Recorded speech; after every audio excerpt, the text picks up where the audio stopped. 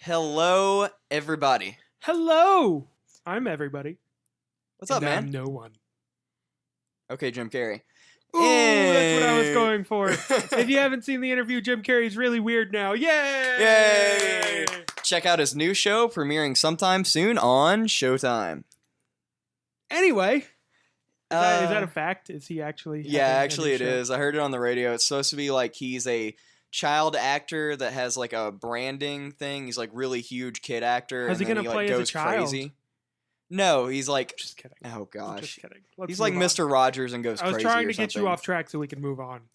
Anyway, whatever. So, welcome to episode 26 of the Rollout show. We had a little bit of a delay. Shout out to Irma for delaying the pod in a week. Yeah, thanks a lot, Irma. We're okay. I fared a little bit better than Weston did. You had a little flooding, a tad. Yeah, just a little bit of a flooding coming up through the foundation. Oh, So, that's not good. Woo! It's real bad. So, looking at new floors at the house, so that should be fun. Well, we're good though. We're safe. We didn't have any major damage, so hopefully everyone is doing okay from Irma. It was a really, really bad storm. Probably the worst one you've been through since you moved to Florida, Oh right? yeah, it's definitely the worst one I've been through. I was here in 2004. That one was pretty bad too, but it was pretty scary when the power goes out and branches are slamming up against your window to your bedroom and feel like your window's gonna break, and it wasn't fun, but we're doing okay. Yeah, it's a little weird when you're like, 6 people huddled up in a room and you're kind of debating on whether you all have to jump in the walk-in closet to be safe because the windows may break, stuff like that. But, stronger because of it. It's really first big hurricane been through, so. Congratulations. Way Thank to go. you. Yep. You did well. You did well. Thanks, everybody. Thank you. I think that makes me a true Floridian now. You have now graduated from your true Floridian school. And you've also learned that Floridians only freak out when they think it might be a Category 5. Exactly, because it was before everybody's like, just come over to the house. We're going to have a good party and everything. It's going to be a Cat 3. We're like, we're going to have a hurricane party. Let's get the drinks. Let's get the games. It's going to be a good time. Yeah, it might be a Cat 5 when it hits you. It's time to freak out a little bit. It looks like it's much larger than Katrina and Andrew. Oh, crap. Well, it was literally bigger than the state. Yeah, like it was the state you could have fit several Floridas into it at 180 miles an hour. It was really, really bad. A lot of people had a lot of damage. I know my complex had tons of trees. A bunch of my family members had trees fall on stuff, but nothing major. It's all good. So we made out well, so it's good. Thank you for your thoughts, if you had them during Irma, knowing that we didn't have a show because of it. We appreciate that. Yeah, we appreciate the thoughts and everything, and we apologize, but blame Irma. And thanks for looking out for us, and I hope you enjoyed the previous episode and the other content on rolloutsports.com to keep you company while we were away. So thanks for joining us again. So should we actually talk sports now? Yes, please. What are we going to talk about today? Well, I was actually thinking about talking about cirrus clouds and how they impact sporting events. Please don't. That sounds worse than baseball hell. Somehow it sounds worse than baseball hell. You know what? You need to give the Indians some respect. Why they lost last night. Yeah, last night, but 22 in a row? I mean, that's incredible. But now how many have they won in a row? -1. Boom! Goes the dynamite. Show some respect. You like Francona. Show some respect. How many games back of the Dodgers are they now? I don't, 3, because the Dodgers, went into free fall. Yeah. No, I'm aware of the Okay, Dodgers good, going to free good. fall. That's why I brought that up. Didn't they lose 17 straight? They lost 17 of 18, but technically 11 straight. That's real bad. Yeah, it is. After they were on the cover, best team ever, they're going to break the Mariners' regular season wins record. And I was like, y'all need to calm down. And then that's what happens if you have too big of a lead. You start coasting into the playoffs. Don't be surprised if they're out in the first round, people.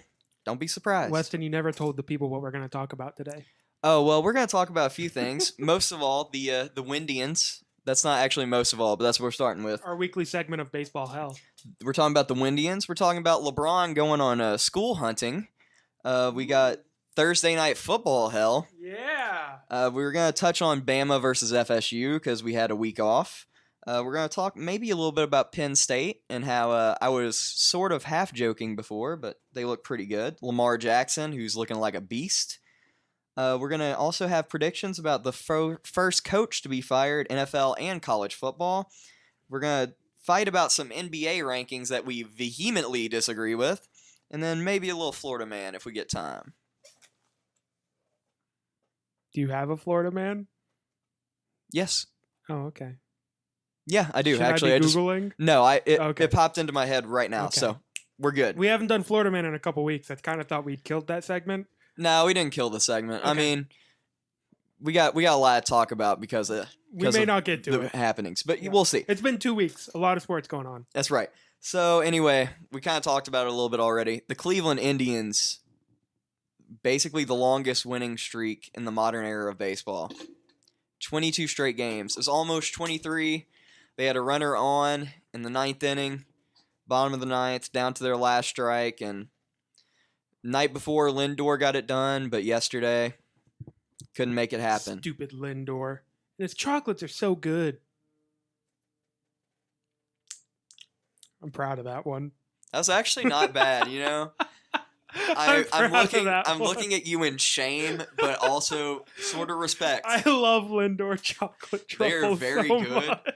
They are very good. I think Francisco Lindor is better though. He's that good. Okay, I apologize for derailing you. Please continue. But anyway, the Indians going on a massive streak, really showing who the best team in baseball actually is. Shout out LA Dodgers. You're not the best team in baseball. It's the Cleveland Indians. You just got roasted. Roasted.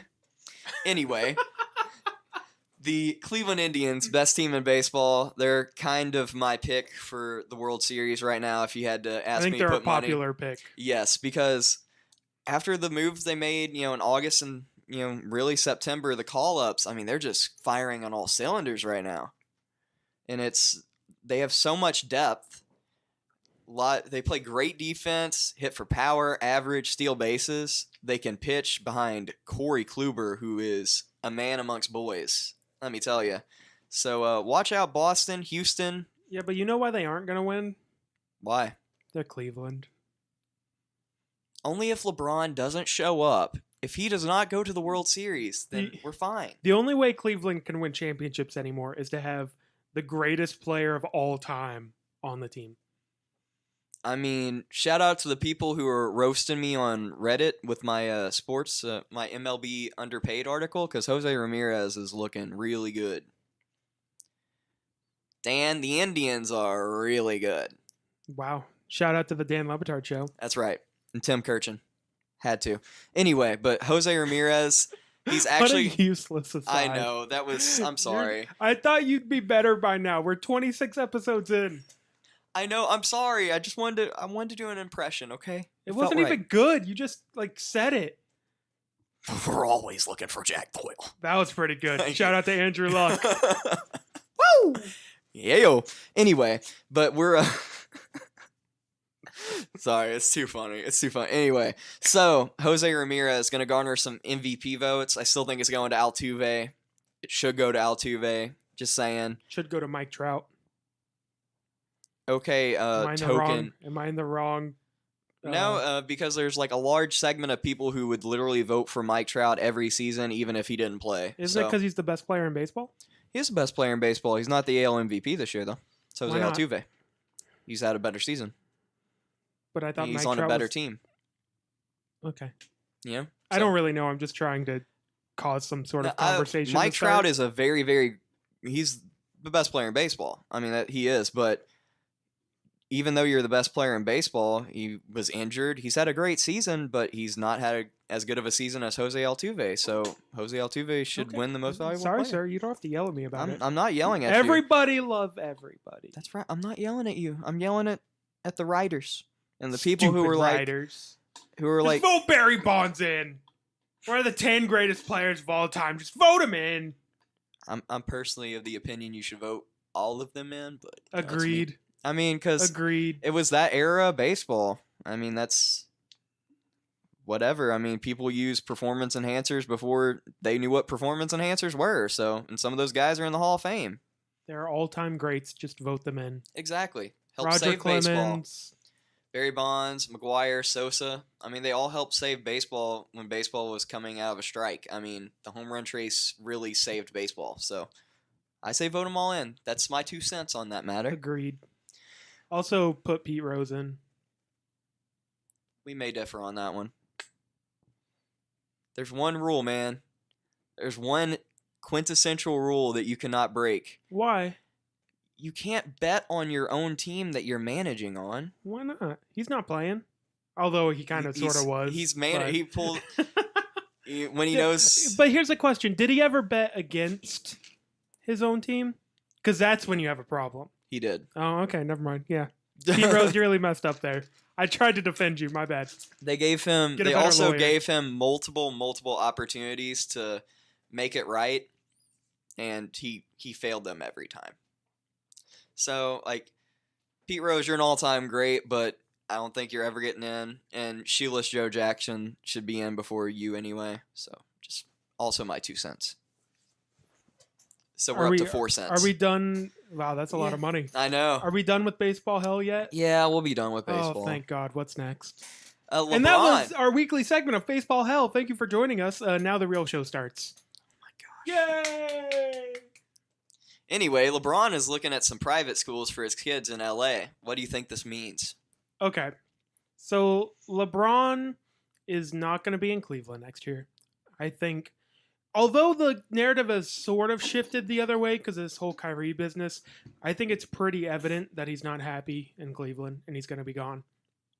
And one suggested destination this whole time has been LA, whether it be the Clippers or more presumably the Lakers. And I heard that a lot a couple months ago, and it's kind of died down some. But now LeBron is caught touring private schools in LA. If you're LeBron, what are you doing touring private schools in LA? Like, you know this is going to cause attention. This is obvious. The intention is obvious. It's not like you're doing it for someone else's kid. It's for your kid because you're thinking about moving to LA and you want to be prepared. Right? It doesn't necessarily mean he's going to LA, but it means it's an option. My thoughts on this matter are, I really don't think it means he's going to LA. I don't think that's the be all end all because he's basically said already, and his family, his mom, his wife, they really didn't want him to go back to Cleveland in the first place because they wanted to either stay in Miami or go someplace that wasn't Cleveland, but he wanted to go back to Cleveland. So honestly, I think it's his family's relocating to LA because that's where he wants his kids to live and where his wife wants to live and all that. But I think he's going to play wherever he wants to play. I agree. It is evidence that it's on the table, in my opinion. Right. Because the NBA season's really long. It would be difficult for your family to live not where you're living. Because if you're going to play in Cleveland, you need to live in Cleveland for a good 6 months out of the year.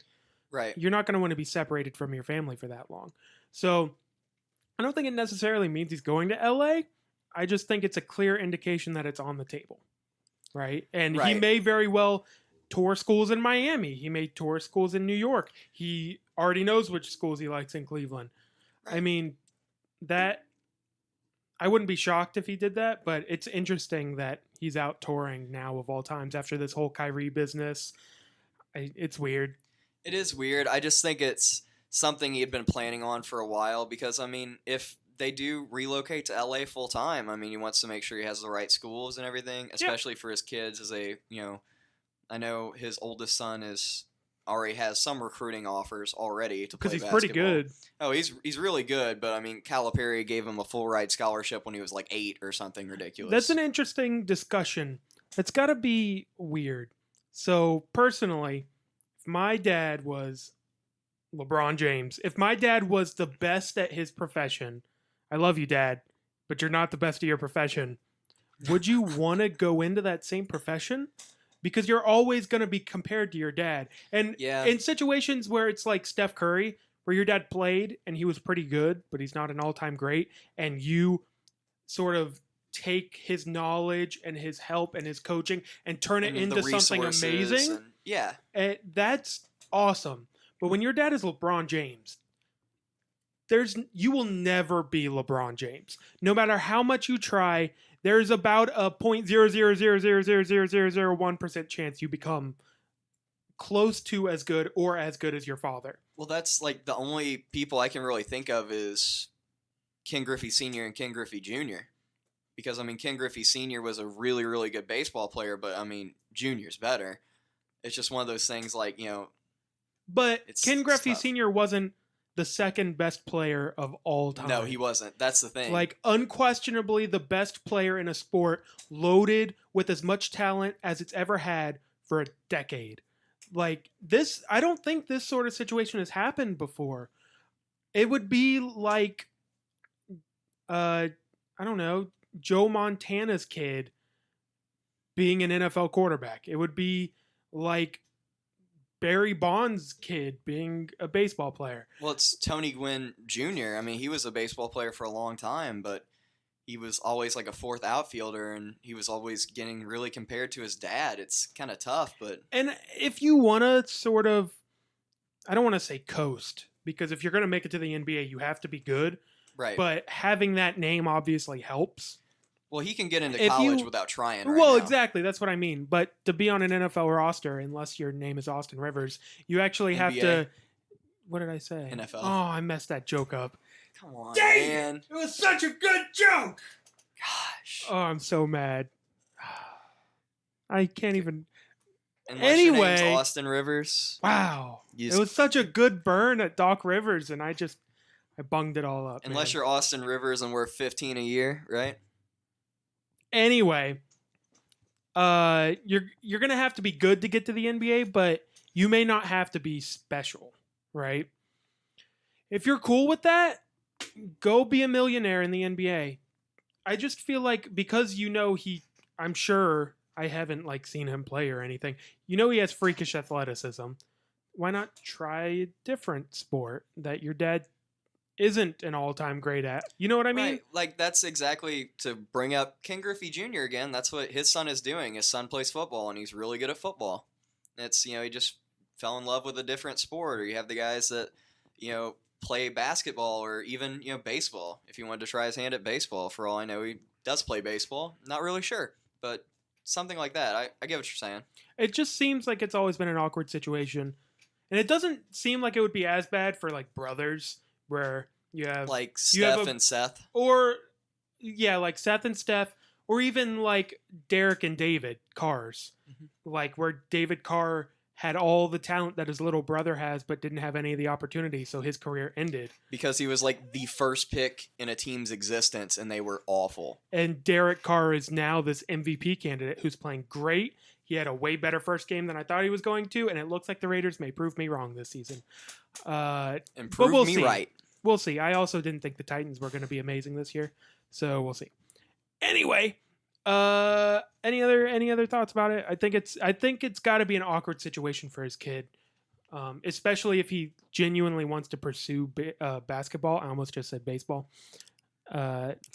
Any, or are we just this conversation died? That's I think this awkward. conversation did Okay, just. well, you sorry know. I took us here. Then I thought you'd have some thoughts. I guess not. Well, I did have thoughts. I mean, that's just all the thoughts I really have. Okay. I mean, I would probably be about the same way. I mean, if I'm really good at basketball and passionate about it, I would just have to have the mindset like, look, my dad was an all-time great. He was a special talent, and I have his name, and I'm glad he's my father, but I'm my own person. So you have to compare me to me, not me to my father. I mean, you could say that, but the comparison. But no, it's going to be tough. It would, if he made it to the NBA, that would be the first graphic ESPN showed, is him and his dad. Like, after his first game, it would be like, this is, and I'm sorry, I don't know his son's name. I don't either. But this are LeBron James stats from his first game. Look, it's 23 points and 11 rebounds. And this is his son, whose name I don't know. And he had 3 points. Comes off the bench for the Phoenix Suns, and he has 3 points and 2 1 rebounds. assist. But look at that handle. What a good handle. I don't know. That's the first thing that's going to that's what's going to happen. Okay, fun topic. Sorry for taking us there. All right, so anyway, talking about something else that's really bad. Thursday Night Football is God. atrocious. Did you watch the game last night? There was no point in me watching the game last night because I knew it was going to be a crap fest. I watched the entire game last night. How? Like, It- just literally how? I had nothing else to watch. And I had AJ Green on my fantasy team, and I kept hoping. See, like, I had better things to do on Thursday night, like, going to the food truck rally. That was a lot of fun. So instead of Way to derail us again. just saying, Anyway, Thursday night football, except for the first game of the season, because it's not really a Thursday night football game right? because you have the entire offseason to prepare And that was for a it. great game. Of course it was. It always is. It usually has the Super Bowl winner and another really, really good team. So you And it have was the amazing. Patriots and the Chiefs. If the Patriots and the Chiefs played every Thursday night, there probably wouldn't be an issue. But They don't. what do you mean they don't? They don't play every Thursday night? The Patriots and Chiefs don't play every Thursday Yeah, night. thank you for that input. I know that. It's Felt like, like a oh, nice. Jesus Christ. We're a little Why rusty, even folks. make that statement? Who? I'm was a not joke. rusty. It was a bad joke. Okay, at least I didn't mess up my great joke earlier Hey, about Austin Rivers on the NFL roster playing quarterback for the Cleveland Browns in I'm 2 so years. mad. It was a good joke too. Anyway, Thursday night football should go away. There's never a good game on Thursday nights.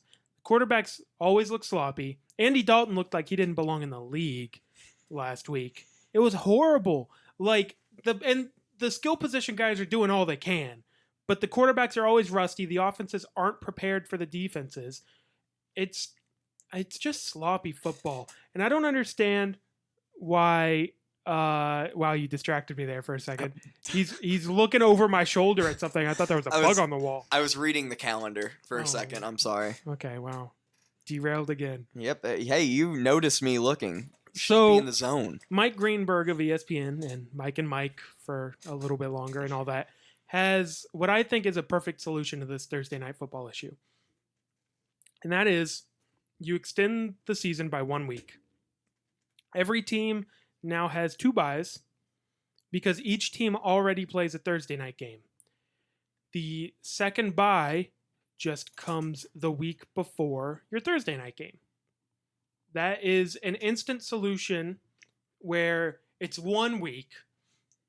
I understand from like a safety issue that you don't want to add several extra bye weeks, even though it would be really good for the players, just because you're dragging the season out. You have less games on every weekend. Sunday ticket isn't going to sell as well, yada, yada, yada. But 1 extra week is like nothing. 2 bye weeks. You don't have to worry about this 3-day practice week to prepare for your Thursday night game. And it's not even 3 weeks because you have to have a rest day in there. Right. So it's basically And then 2 you got days. travel too. If it's like an East to West Coast game, I mean, Like the Chargers going down to Miami to play the Dolphins on Thursday night. That's awful. yeah, that's a joke. So you have 2 practice days, a travel day, and 1 rest day. But you're probably not resting because you got to prepare for the game on Thursday. It leads to these really, really sloppy games that aren't fun to watch. It was atrocious last and then night. look at the 2 teams that played too. They both had horrible week 1s. Like awful because they didn't even seem prepared for week 1. The Bengals looked terrible week 1. Then they have a short week going to Houston. Houston was on the road in week 1. They looked awful. And then having to start like Deshaun Watson his first NFL start. I will say it's difficult to blame the NFL. Generally, the matchups on Thursday nights are really bad, but they're all pre-scheduled before the season starts. This was one, if I had looked at before the season started, that I would have said was a marquee matchup. Like the Texans have Super Bowl aspirations. The Bengals are almost always a 10-win team. I would have said this was going to be a great game. It was a close game. It was far from great. It was sloppy. Andy Dalton is bad. He should not be in the league. He's not a good player. See, and it's just the difference really a season makes from Hugh Jackson to Zampisi, who is no longer there. Well, and they lost their 2 best offensive linemen. Right. I mean, you really only have AJ Green because John Ross is still hurt. No, he played last night. Ross played last night? He didn't play well. He fumbled, but he did play. He was on the field. Oh, well, thank you to my fantasy football app who told me he was not playing. Well, you're welcome because if you had started him, you would have been would've very terrible. sad. Yeah, it Very would have been sad. Okay. But anyway, thank you, and I guess not thank you. And Joe Mixon looks good. Giovanni Bernard looks pretty good. Jeremy Hill looks like garbage, but he's not going to be on that team next season anyway. It was just sloppy football, man. It was bad. Be glad you didn't watch it. Yeah. What do you think about Mike Greenberg's suggestion? I really like it because honestly, it brings more money to the league. I don't think they're going to do it because the NFL seems very unwilling to change, which is weird. They're like the league most unwilling to change. But it would bring more people, not really more people, but more people per a longer span of time watching football because it really adds a game without really adding a game. But if they're hung up on the whole, we don't want to extend the season by a week, just replace the 4th preseason game with a bye week. Exactly. Like, you're done. You figured it out. Move week 1 to the date that is usually held for the 4th preseason game. You have to deal with the NCAA because they're used to having that spot all to themselves because college football starts a week before the NFL. Right. So I don't know if they have some sort of deal in place or if that's like a handshake agreement, or if that's just how it's always been and they've both kind of just dealt with it. If there is some sort of deal in place, you'll have to navigate around that. Right. But that seems like a super easy fix to me. Nobody likes the preseason anyway. Get rid of one of the 4 unnecessary preseason games. Right, where like nobody plays. You only need one preseason game. In my opinion, training camp is good enough for most teams to evaluate who should be on their roster. There may be a couple guys that they have questions about. You have one preseason game where the first half is your first teamers who generally only play half of one preseason game anyway. It's the third one. You have them play the first half of this one preseason game, sit them, and then your backups come in and they can fight for who gets the final couple spots. I don't understand why there's 4 preseason games. It just ends up to more players getting hurt. Right, and honestly, that's why I think I would still have maybe 3, but really mainly the backups play the entire time. Like you see, but that's what it is now.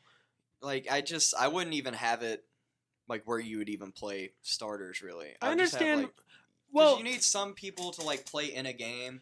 Because there's other people like, oh, they didn't look the best in training camp, but when they get into the game, they like wow you. Yeah, like guys sometimes are faster in pads than they are without. Right, I don't agree with your starters not playing any preseason game because we see in college all the time where these teams don't have any games before the season starts and their offenses look super, super sloppy that first week. Right. You want your offense to at least play a half together, I think. See, like, I'm fine with that. It's just, I think it mainly needs to be backup players as it is, because there are those guys that in practice don't look as good as they do in a game, and then there's other people who look great in practice, but once you get them into a game, they're not. But the problem is, even if guys, so what you're describing is a great example of Tim Tebow.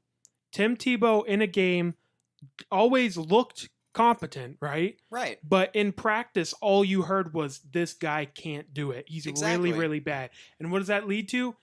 He's not going to make it on a team.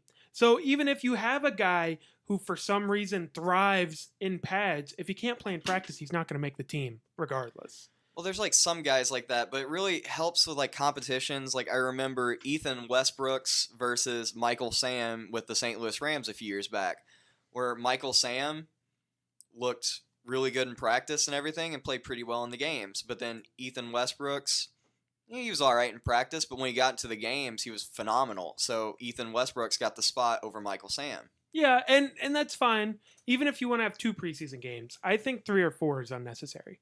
Have 2 preseason games. Week 1, all the backups play. You make some roster cuts. Week 2 happens. First half, starters play. Second half, you figure out who's going to be on the rest of your team. And the one good thing about an NFL rule change now is roster cuts don't have to happen until the very end. Like it used to be after week 1 of preseason, you had to have this size roster. And then by week 2 of preseason, you had to have this size roster. They got rid of that. You can take your 75-man preseason roster all the way until that 4th preseason game. And then after that game, you got to decide before the season starts, like, what's my 53-man roster actually going to be? Right, and then just and you Cut 'em. ruin some people's hopes and dreams, and Right. move on. Pro sports. I mean, I do feel bad for those guys, but it's difficult to feel bad just because they know what they're getting themselves into. Right. It's a very tough profession. It's like feeling bad for a guy when he gets traded. I mean, I sort of do, especially when a guy gets traded out of a place he loves, but like it's part of the territory. You're still in professional sports. Yeah. Like it's always tough to feel bad for someone making high 6-7 figure salaries. It's like, I'm going from the Steelers to the Browns. Well, you're still playing in the NFL. So, Sorry, Jamie Collins. But then he got paid. That was the Patriots to the Browns. But Sammy Coates would have been the proper example of that. I'm really off today, man. And you were saying I was rusty. We are rusty. We're a little rusty, yeah. You're right. Thanks, Irma. Thanks a lot, Irma. Anyway, let's just move past that. I should have said Oberma. Oberma. Anyway, let's move past that to another thing that kind of train wrecked one team season. That's the Bama-Florida State game. Oh, man. So, first of all, lesson 1 to all you college football coaches out there making your schedules. Don't play Bama week 1. I know you think you're good enough to beat Nick Saban week 1, and you want to be that one team that knocks him off the top of the mountain. Don't do it. Just don't. Just play him in the playoffs. If you really feel like you need to play him midseason. Week 1, Saban does not lose. He just doesn't. I don't have the stats, but he's undefeated at Alabama, and Alabama always plays a big game week 1 every season. Like, they don't play the cupcake game. And they always destroy their opponent. Even when they're playing good teams. Like, one year they played USC, destroyed them. USC was good that year. USC ended in the top 10 that year. One year they played Wisconsin. Good team at the end of the year. Destroyed them. Like, this Michigan, happens. Same thing. Michigan. Don't do it. Don't play Saban week 1. He's the best in the business for a reason.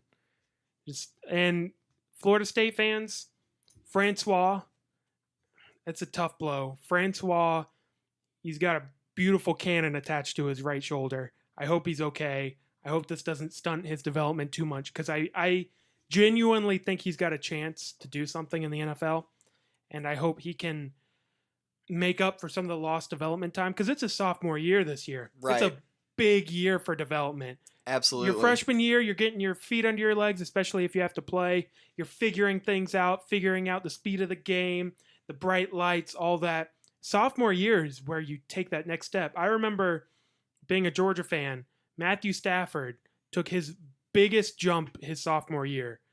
He looked, from the start of the season to the end of the season, that season I truly feel is the reason he is a good NFL quarterback now. It was so important for his development once he's finally comfortable with the offense, with all of his teammates, to become the leader, to start throwing darts around the field. And Francois is losing his opportunity to do that. I hope he can make up some of it next year. Hopefully he can. It's just because if you want to leave early for the draft and you want to be a first-round pick, you really need that sophomore season to really show and develop. Is he a redshirt guy? No, I think he was true. So he has to play next season at least. Right. But that dude, he's got great pocket awareness. His offensive line did nothing for him that game, and he was doing pretty well in the pocket. Given that, like, he was avoiding guys by slide stepping, he's throwing darts out there, pretty good accuracy, strong arm. I feel bad for him. I hope he's okay. They need to protect him, and that's one thing Apparently, I was talking about this with some Florida State fans. They say that Trickett, the offensive coordinator, is supposed to be an offensive line guru, so they mainly go after more guys they think they can project into really good O-linemen. But if you can't play and be successful and not protect the quarterback. But it's tough, man, because at other positions, at skill positions, you can come in as a true freshman and really do something. You can come in at running back and be a beast. You can come in at receiver and do well. At the O-line position, if you misfire or you miss out on a recruit or any of that, those guys need to have a little bit more meat on their bones. Right. and they need more experience to be good. You don't want 5 true freshmen starting on your O-line. You would rather have some sort of stable of, I've got a senior, 2 juniors, and 3 One sophomores, freshman or something. and it constantly rotates. But you miss a couple of picks, and all of a sudden you've got all sophomores and freshmen and a senior, but he's going to be gone next year, and all this. It's tough to sort of recover from that. Yes, it is. It's very tough to recover Sorry from that. for the pause there. Our intern is trying to break in, and she really distracted us there. I apologize. Please continue. I understand. Now that we're thoroughly distracted. That's right. I understand what you're saying. It's just like, I mean, at a school that's that good at recruiting and, supposedly always a title contender, you think you'd have like a better O-line. Yeah, but think about it. And I think this is one of the, I don't want to say many situations, but it does happen where you are looking through the perspective of a spoiled Alabama fan. Okay? I'm just going to say it. Nick Saban is basically the only coach in the country that gets almost every recruit he wants, right? I mean, it's easy for him. Exactly. I'm Nick Saban. You want to win? Okay, come here. And this is what I mean. Like, you say just recruit better O-linemen, and I'm telling you, every O-lineman on that team's a 4-star recruit. They're just not quite what Florida State was hoping they would be, but you can't just go pluck all the 5-star recruits out of the country like Saban can. That's the thing, because like Jimbo Fisher has out-recruited Saban in the past, according to like ESPN rankings, getting like the 5-star recruits, the best players in the country, and things of that nature. I mean, Ole Miss did it too, but it's like you just don't do anything with those people. But even every coach, maybe other than Nick Saban, makes mistakes on players, right? And every scout makes mistakes. What my point is if you make a mistake at O-line, it kills you more than any other position other than maybe quarterback. Like, because if you make a mistake on the O-lineman, that guy, because that guy's not going to be ready to play until like his junior year anyway. So if you make a mistake on a guy who's now your junior year starter, the guy you bring in to replace him is a freshman. He can't really play yet. So the guy that's a junior that you don't like has to play the season.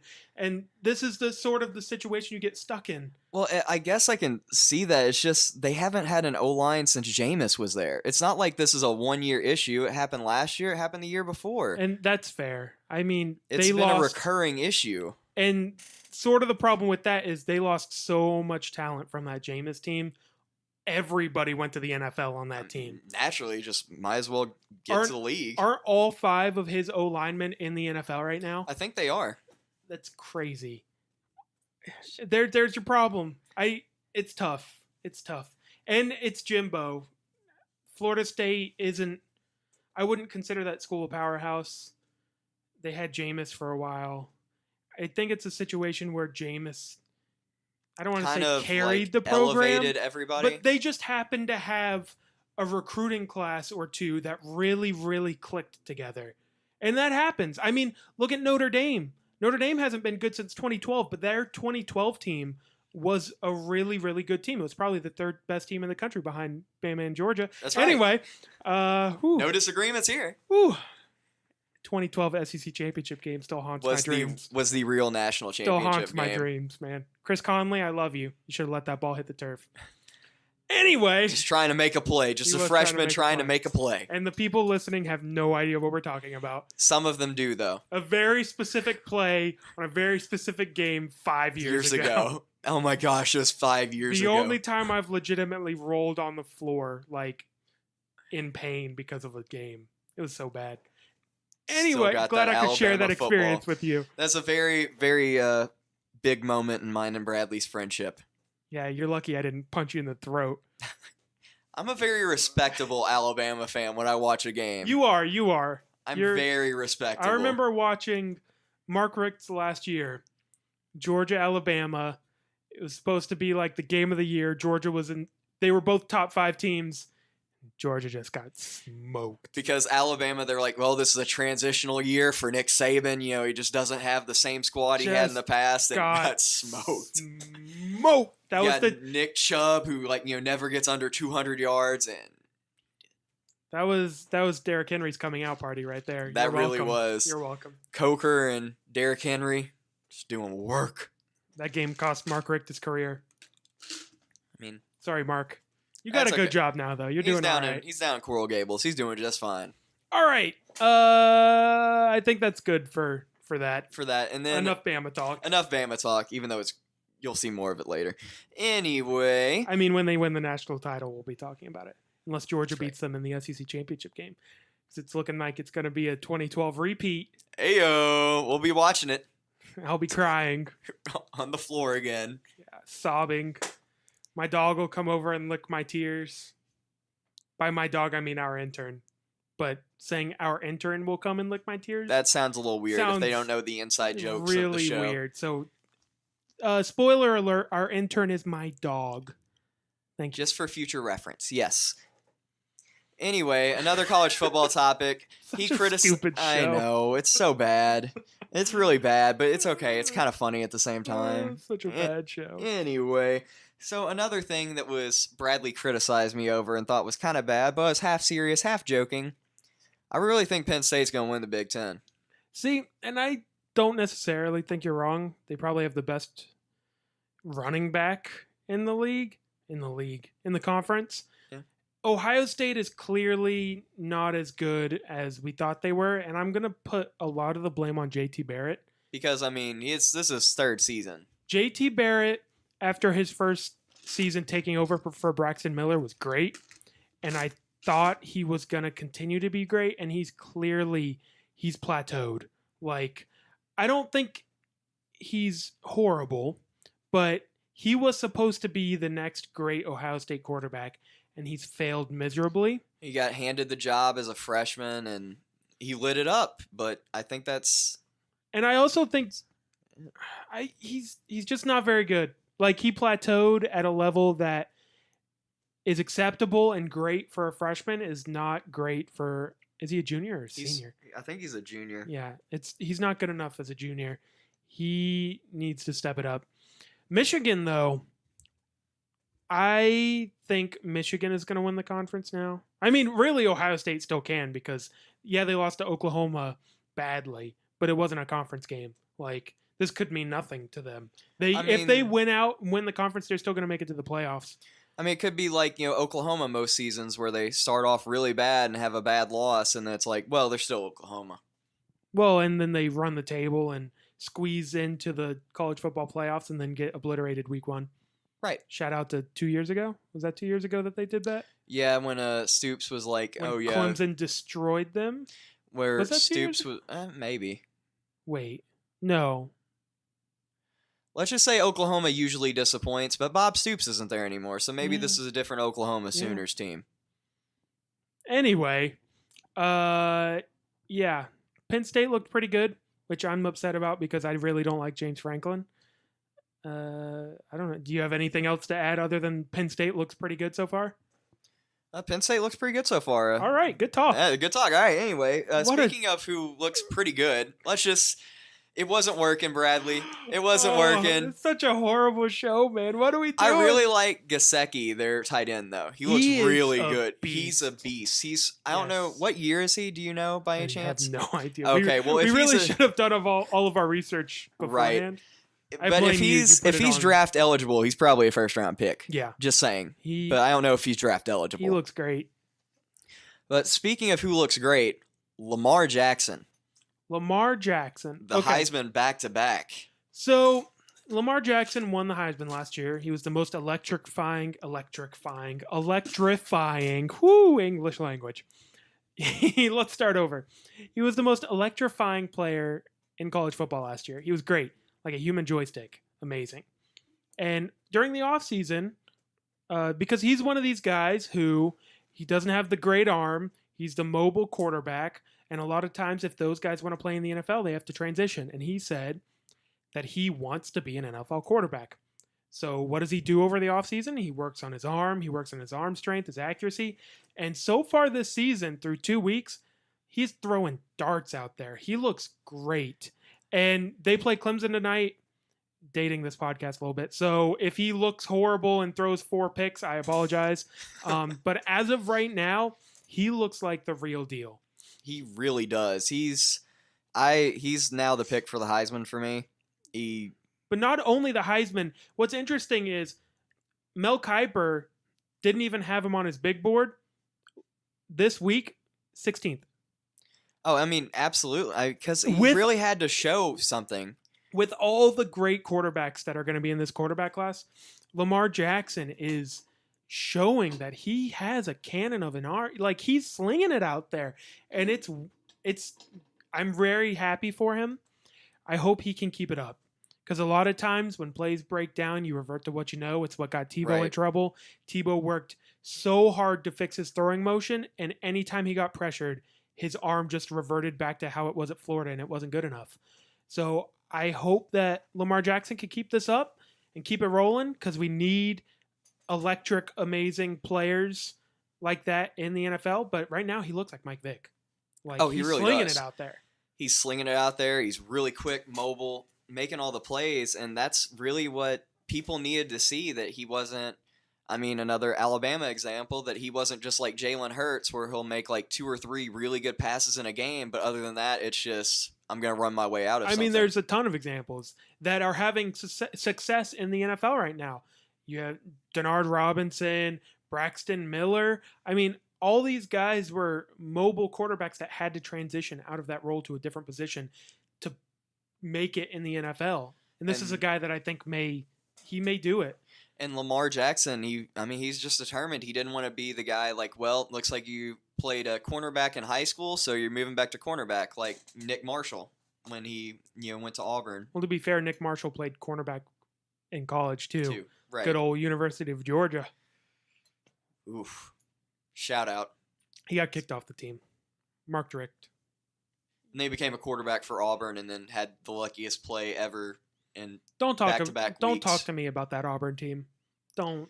Hey, that Auburn team grinds my gears as much as it grinds yours. Both more. of us. I mean, I can't stand that Auburn team.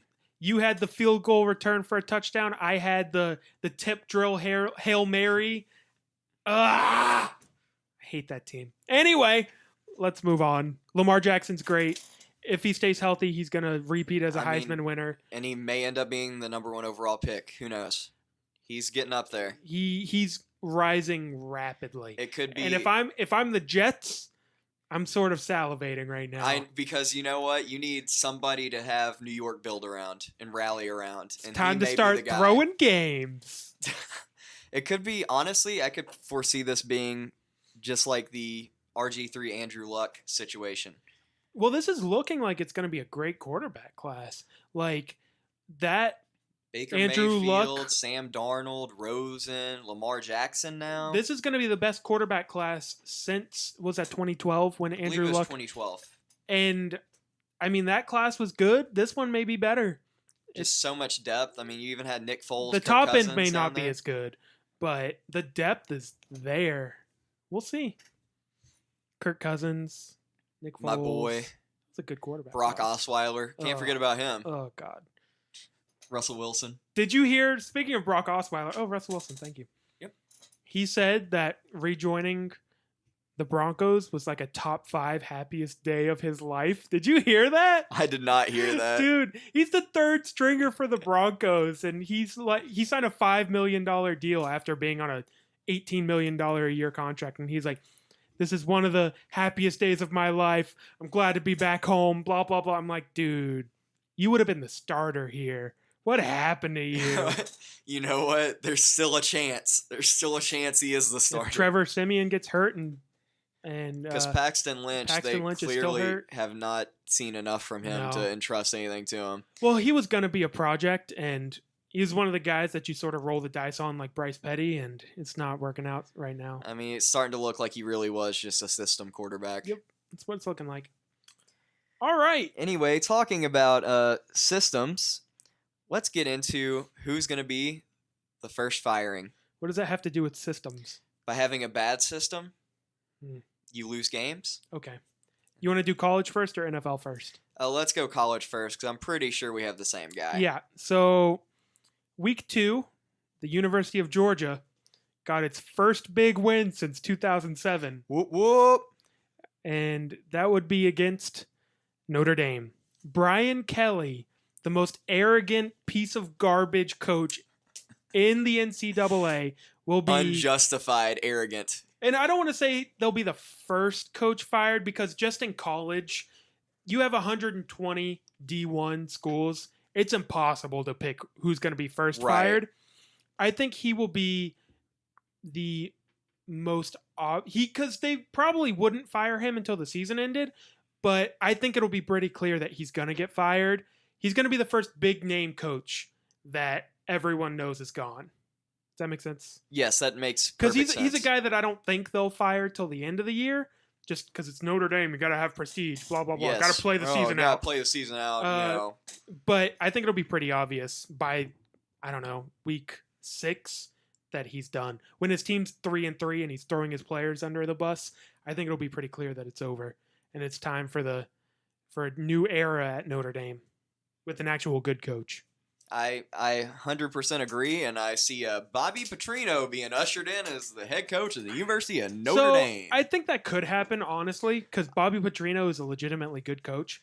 The problem is Bobby Petrino was at Louisville. He had great success.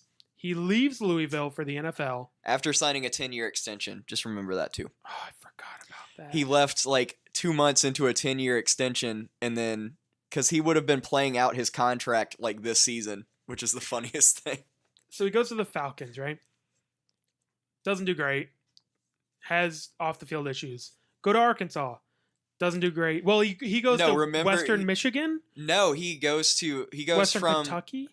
He ends up at Western Kentucky, but Okay. he leaves the Falcons in the middle of the night after getting blown out at Yes. Monday Night Football, leaves like a handwritten letter in like one person's locker, and then 2 hours later is like in Fayetteville saying pig suey, getting ushered in. Like, it's crazy. Oh, so he goes straight to Arkansas. Straight to Arkansas. Gets fired because of off-the-field stuff. Goes to Western Kentucky. And then jumps back to Louisville when they lose Charlie Strong. When Charlie Strong leaves, like, late in the And offseason. all those stops, the one place he has had consistent success is Louisville. Like, they seem to be okay with his antics. For some reason, when he's at Louisville, his antics don't happen as much. They really don't, which is kind of strange. I think he may honestly stay put. If he doesn't want to repeat history, right, then just he for should the good of stay his put. career. Like, he's tried the NFL, didn't work. He's tried the SEC, didn't work. Why leave a good thing? Louisville has a shot to win a title this year. Unless he's thinking, I'm not an amazing coach. Lamar Jackson is just really helping me out right now. And then he bails when Lamar Jackson bails. But they've had good teams without Lamar Jackson, with mediocre quarterbacks. I think he's a good coach. I think he would do well in Notre Dame, but I'm hoping he stays because Louisville has had too many coaches. By too many, I really only mean one, and Bobby Petrino once leave for a quote unquote better situation, And then they deserve a crash good and coach. burn. Yeah.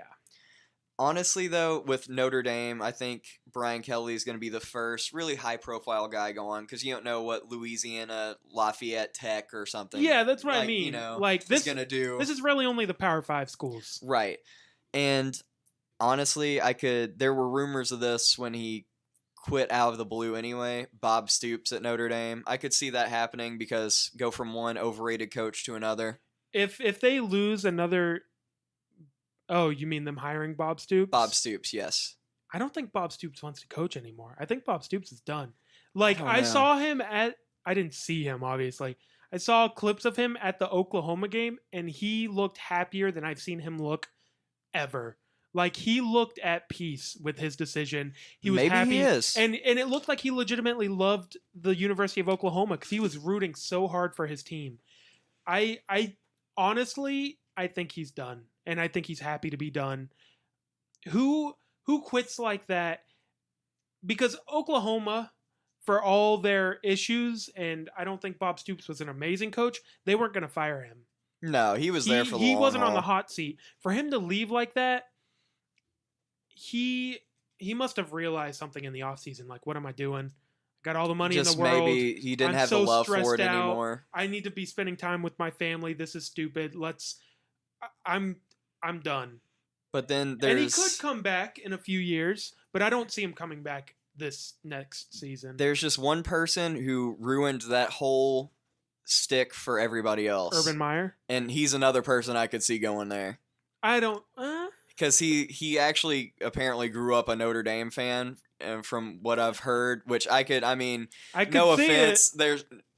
if he's already having a down season, and if anybody jumps ship like no other, it's Urban Meyer. The only thing about that though is he's at the better program right now. Oh yeah, he is. Like generally, if you're gonna jump ship from Florida to Notre Dame, I get it. As prestigious, quote unquote, as UF is, they aren't the program Notre Dame is. Notre Dame has more resources, prestige, blah blah blah blah blah. Yeah, the But independent school, all the money. Yeah. Ohio State is a better football program than Notre Dame, like, in my opinion. I agree with you too. They have all the resources and backing of the Big Ten. They're the best team in the Big Ten. They're the face of the Big Ten. Although Michigan's starting to come up a little bit because they are the more historically great team and they're finally good again. We'll see. I could see Urban Meyer doing that, but I wouldn't personally, just because I think Ohio State's the better program, more resources, more recruits. NFL. NFL, yes. Do you have your pick for the NFL coach to be canned? Yeah, I don't. The problem is, you say the first NFL coach fired, and I don't think this organization would fire mid-season. I know who you're going for, and I don't think they would either. Marvin Lewis needs to be gone.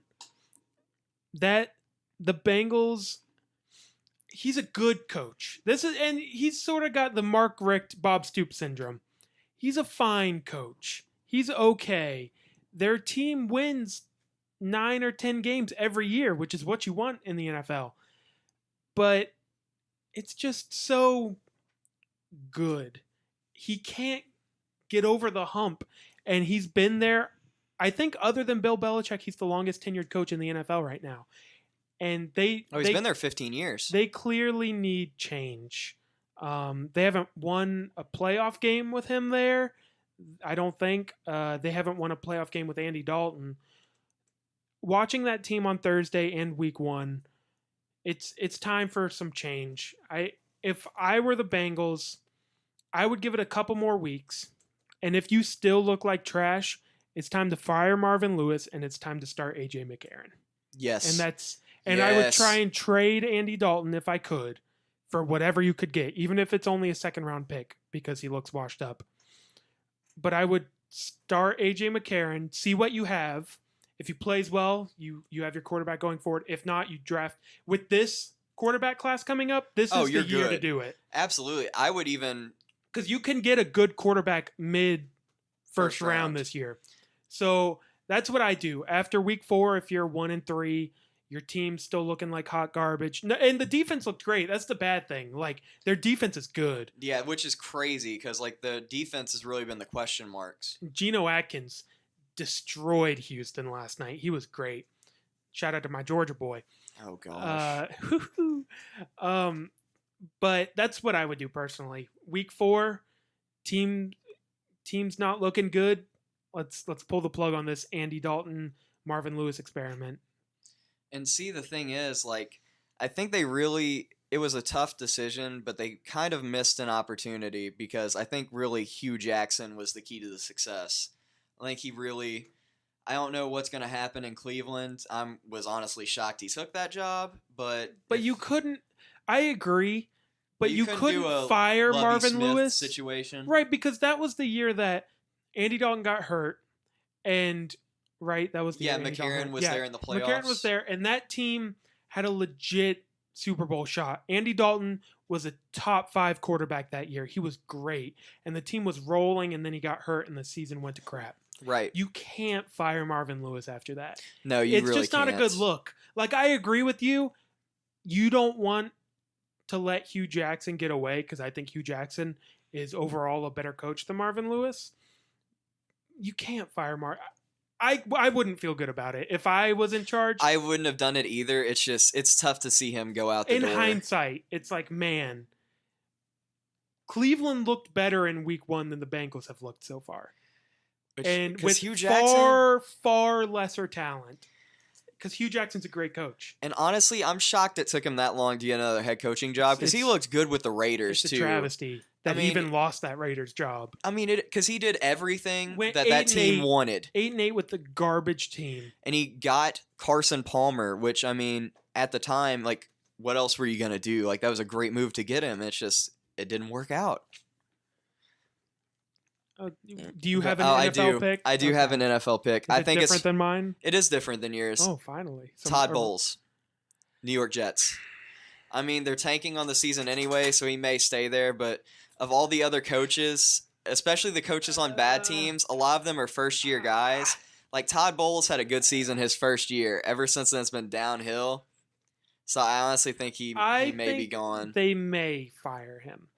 My issue with it is I personally think he's a really good coach. I agree with you. I agree with you. If he gets fired, I hope he gets another shot, another situation. But how are you going to... I understand this is the NFL and that's the way it works. But my thinking is this guy has nothing to work with.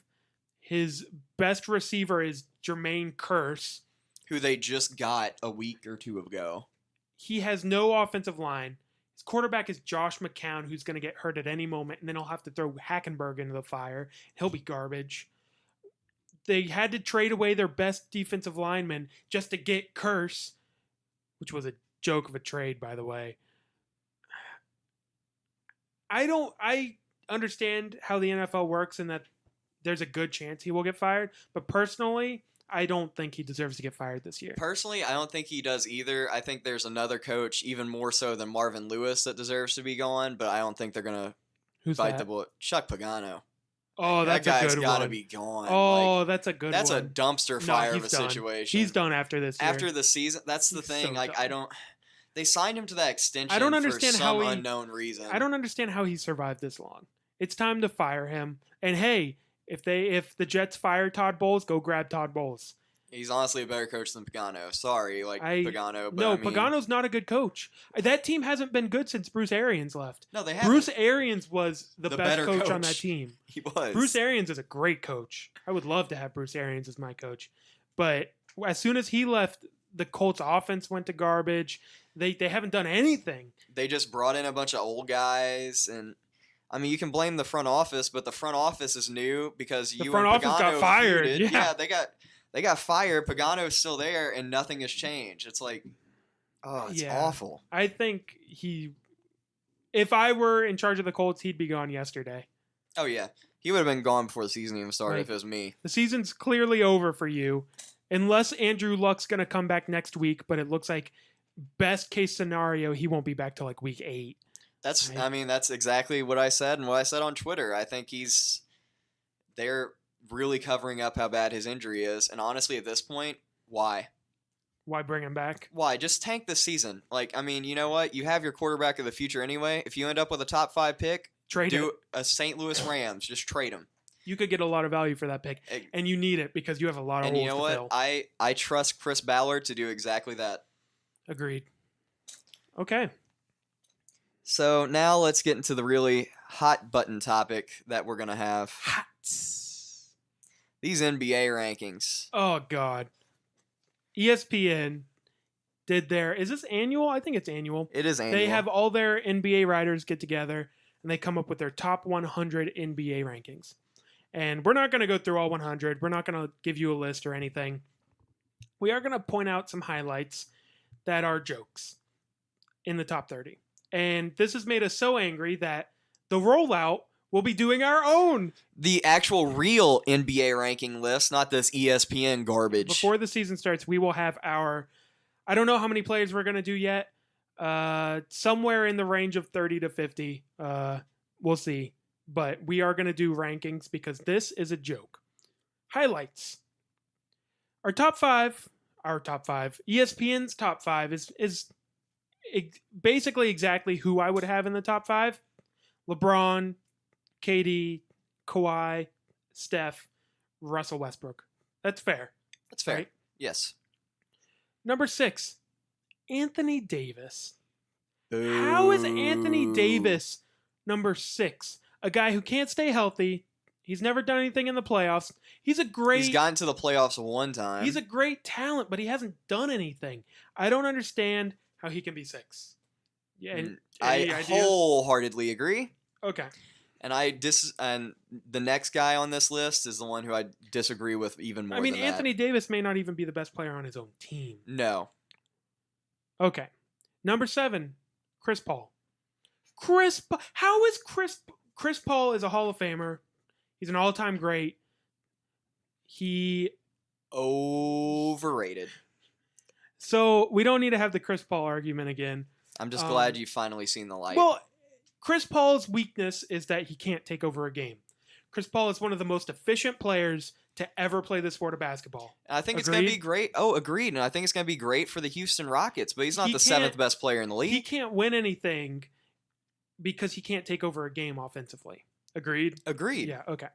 How is Chris Paul ahead of James Harden? How is he number 7? How is he ahead of Giannis, who took a team that didn't belong in the playoffs and carried them on his back to some wins? He did something Chris Paul has never done. Giannis is gonna win an MVP in these next couple of years. I have a feeling he may take over the league as the best player when LeBron's gone. Fear the deer. Fear the deer. But putting him behind James Harden, man. It's a joke. And just Chris Paul ahead of James Harden. Come on. Be respectful. You may not like James Harden's game, but he is a great player. He's the best offensive player in basketball right now. If not the best, he's top 3. Chris Paul's not even a top 3 point guard right now, let alone offensive player. Okay. With that said, I think Chris Paul's going to be great on the Rockets. That team's going to be real good. Not going to be as good as the Warriors, though. Number 10, Draymond Green. This is a whole lot of bias, in my opinion. But here's the thing. Draymond Green, with his role, this is why the Warriors are so good. His role with the Warriors, he's the best in the league at. No one in the league could do what he does. He's a guy that's 6'6" playing center. Oh, that's exact. I even say that in my article coming out soon, but yes. And I think that's why he's getting so much love. I think talent-wise, he's probably top 20. So this isn't super, super egregious. But I think 10 is just too high for a guy who's the 3rd best player on his own team. He's not a dominant offensive weapon. He's just an overall really, really good player who fits amazingly into his team. No, he's the gel guy. He's the guy that makes everything work and fit together. That's what he is. He's not the 10th best player in the league. Sorry. Agreed. Okay. Some more. That was our top 10 issues. After that, the first really, really egregious one that I see, Damian Lillard, 18. Ridiculous. That's very disrespectful. That only you and I think Damian Lillard is like the 10th best player in basketball. And sometimes I even put him higher than that. Dude, what? Do people not watch the league? They apparently do not. This dude is on the level of Steph and James Harden and Russ at scoring. And unlike Chris Paul, he can actually put a team on his back. He's a great scorer. He's a great facilitator. He's a pretty decent defender. He is at worst like the 12th best player in basketball. Oh yeah. 18th is so low, it makes me sick. How's he behind? He's behind Boogie Cousins. He's behind Gobert. Nikola Jokic. Karl Anthony Towns. I see Paul George and Jimmy Butler ahead of him, and maybe John Wall. I would put him ahead of John Wall.